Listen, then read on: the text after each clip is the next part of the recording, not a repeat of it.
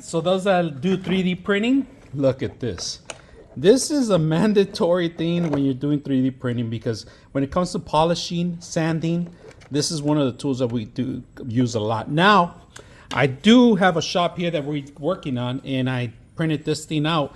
We do have to sand some of the features in here and remove some of the stuff. So we're also going to use that for that too, right? Not just for little small projects like this, but a lot of work carpentry, drywall, metal, pretty much works on anything. So we're going to use it today and show you how it works.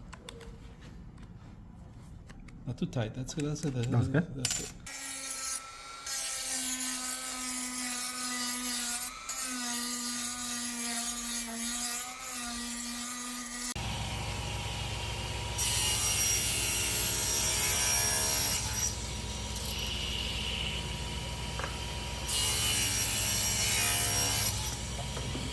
Alright, I'm getting ready to paint this, but before I do, I want to make sure I take out some of the stuff I have in here. I'm going to sand this part right here, and if you guys can see, I just took this one out right now.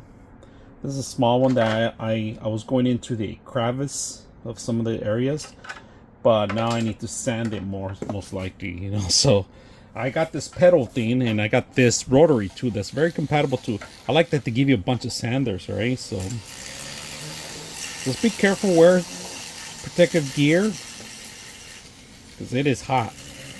Extremely hot when it flies out. That's why I'm wearing my glasses.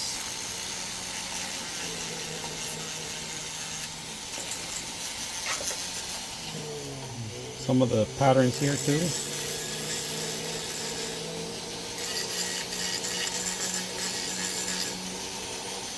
Yeah, beautiful setup. Got rid of the lines right here, which is perfect. Of course, we're gonna fix more of this, but this thing is a beast. I like that it comes with extra tools. I'm able to switch them out real quick.